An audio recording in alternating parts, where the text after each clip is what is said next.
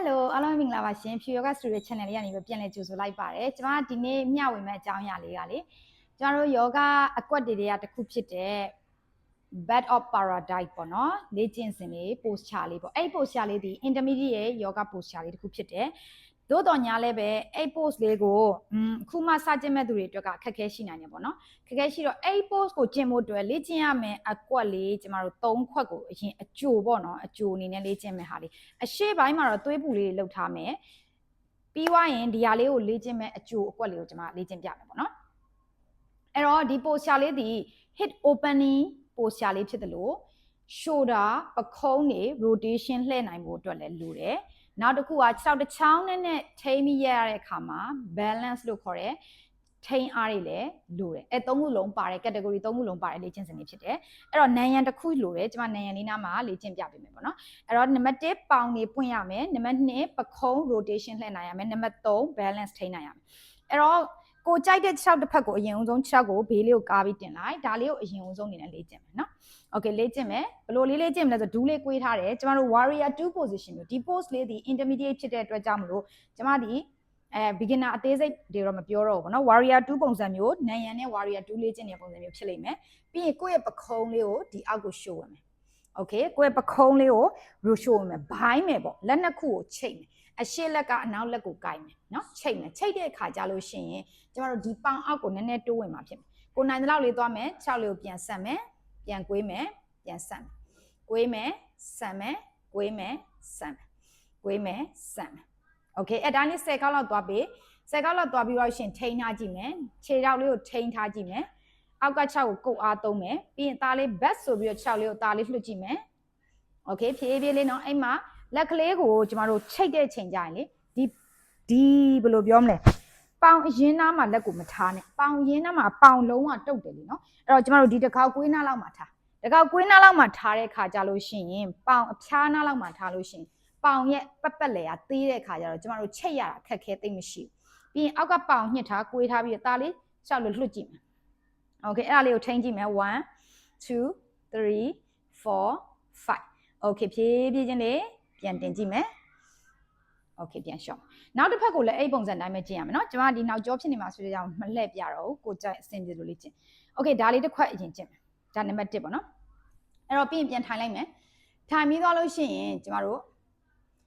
့ဒူးကောင်းဘိုင်းလေးလုပ်မယ်ဟုတ်ပြီဒီဘက်ကိုခုနကျင့်ပြီဆိုတော့ဒီတစ်ခါမာရီချာစနာ6ပုံစံမျိုးเนาะခန္ဓာကိုယ်ရှေ့ကိုမှောက်ချမယ်ပြီးရင်ဒီဂျိုင်းနဲ့ဒီပခုံးနဲ့ဒီဂျိုင်းနဲ့ sorry ဒူးနဲ့ကြမှာအဟအောင်မရှိစေနဲ့လက်ကိုသူက rotation shoulder rotation နဲ့ internal rotation เนาะအတွင်းနဲ့ကိုလှည့်တယ်အရှေ့လက်ကအနောက်လက်ကိုကိုင်တယ် okay နိုင်နဲ့သူကလေနည်းနည်းလေးပခုံးကိုလှည့်တဲ့အားဘိုင်းနဲ့အောက်ကောင်းအောင်လို့လက်ကဝတ်ထိရအောင်ကိုင်เนาะဒီပုံစံလေးပြီးရင်ရင်ဘက်ကိုဖွင့်ထားမယ်အပေါ်လေးကိုကြည့်တက်လေးရှူမယ်ထုတ်မယ် okay အဲ့ဒီကနေပြီးတော့เนาะအသားလေးကျမကပေါင်ညှစ်အားကိုသုံးမယ်ခြေပြားလေးကိုထောက်မယ်ထောက်ပြီးတော့မှအသားလေးဖြည်းဖြည်းချင်းလေးအဲ့ဘိုင်းထားတဲ့အတိုင်းလေးလက်ကလေးကိုလက်ကဝတ်ထိမကင်နဲ့เนาะဒီတိုင်းလေးလက်ကိုရိုးရိုးကင်လို့ရပေါင်ညှစ်ပြီးဖြည်းဖြည်းလေးထားကြည့်မယ်အသက်ရှူမယ်ခါလေးမှတ်ထားရှူထုတ်မယ်အောက်ကပေါင်ညှစ်ထားကျင့်တာတော့နှစ်ဖက်ကျင့်ရမှာเนาะကျမကဒီထက်မှဗီဒီယိုရှည်သွားမှာဆိုတဲ့အတွက်ကြောင့်မလို့တစ်ဖက်ကိုပဲအရင်ကျင့်ပြမယ်เนาะအဲ့တော့နှစ်ကွက်ရှိသွားပြီအဲ့တော့ဒီတစ်ခုကိုကျင့်မယ်ဒီတစ်ခုကိုကျင့်မယ်ပြီးလို့ရှိရင်နောက်ဆုံးတစ်ခုကတော့ကျမတို့ Bed of Paradise ကိုလုပ်တဲ့ချိန်မှာကျမတို့ကခုနပထမဆုံးကျင့်တဲ့6လိုမျိုးကိုကွေးလေးပဲထားရမှာမဟုတ်6ကဖြောင်းရမှာတကောက်ကွေးလေးလည်းတင်းအားရော့နေဖို့လိုတယ်အဲ့တော့ကျမတို့နောက်ဆုံးတစ်ခုဒီ compact pose ကိုအောက်မှာအရင်ဆွဲမယ်အဲ့တော့ပခုံးလေးကိုရှို့ဝင်မယ်ဒီကပခုံးဒီပေါင်အောက်ကိုဝင်ဖို့လိုတယ်ပြီးရင်စန့်ကျင်ဘက်ဘယ်ဘက်လက်နဲ့ဒီညာ6ကိုကင်မယ်ပြီးရင်ဒူးကောင်းဖြောင်းနိုင်လောက်ဖြောင်းမယ်โอเคထိန်းထားမယ်ကိုယ့်ဘက်ကိုများများဆွဲမယ်အသက်ရှူမယ်1 2 3 4 5 6 7 8 9 10 okay အဲ့ဒီမှာကျမတို့ prepare လုပ်လာအဆင်သင့်ဖြစ်ပြီဆိုရင်ဒီလက်ကိုကျမတို့ rotation လှည့်လိုက်တယ်အနောက်ကိုသွားတယ်ဒီဘက်လက်နဲ့လာချိတ်တယ်ဒူးလေးဖြောင်းတယ်ခန္ဓာကိုယ်ဘက်နည်းနည်းထပ်ဆွဲယူတယ်1 2 3 4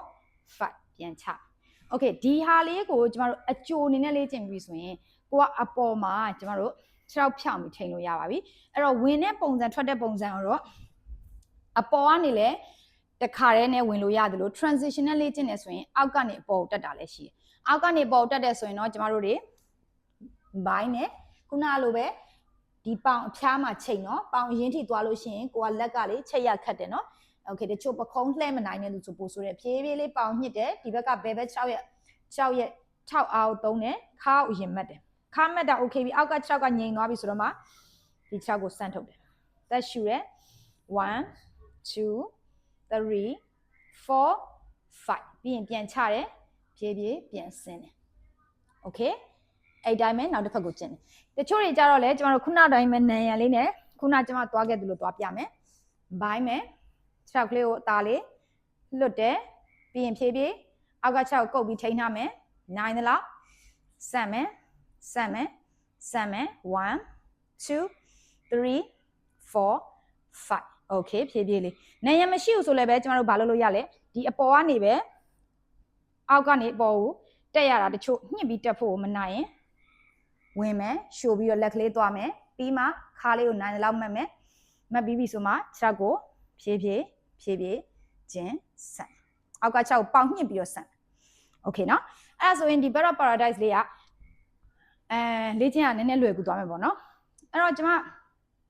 intermediate level လောက်ကိုလေ့ကျင့်နေပြီဆိုတဲ့လူတွေအတွက်ကိုကျွန်မ intermediate yoga offline program လေးစီစဉ်ပေးထားတယ်အဲ့ဒီထဲမှာဒီခုလိုမျိုးတကွက်ချင်းပေါ့နော်ဒီအကွက်လေးလည်းပါတယ် Bed of Paradise ပေါ့နော်အဲ့ဒီအကွက်ကိုလေ့ကျင့်လို့ရမယ်အရှေ့ပိုင်းမှာသွေးပူတွေပြီးရဲ့ခါမှာသူနဲ့ဆက်နေတဲ့ flow တွေထည့်ထားပေးတယ် alignment ရဲ့ tips လေးတွေပေါ့နော်ဒီဘယ်လိုမျိုး posture တစ်ခုတိုင်းမှာဘယ်နေရာလေးကိုပိုပြီး focus ထားမယ်ဘယ်နေရာလေးအားစိုက်မယ်အစရှိသဖြင့်ပြောပေးထားရပါတော့ program လေးကိုလည်းပဲအများလေ့ကျင့်နိုင်အောင်အထူးနှုံးထားနဲ့စီစဉ်ပေးထားတယ်ပြီးတဲ့အခါမှာဒီလကုန်ထီကိုလည်းပဲကျမ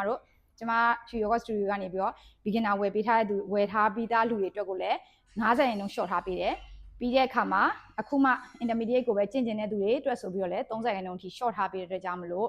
ကိုကကိုရှိတဲ့နေရာမှာ try ကြည့်ကျင်တယ် flow လေးတွေကိုလည်းပဲစမ်းကြည့်ကျင်တယ်လေ့ကျင့်ကျင်တယ်ဆိုလို့ရှိရင်เนาะဒီလေ့ကျင့်ကြည့်ပြီးပါလို့ဒီ program လေးကို try ကြည့်ပါလို့ကျွန်မတိုက်တွန်းလိုပါတယ်ရှင်အားလုံးကျေးဇူးအများကြီးတင်ပါတယ် Namaste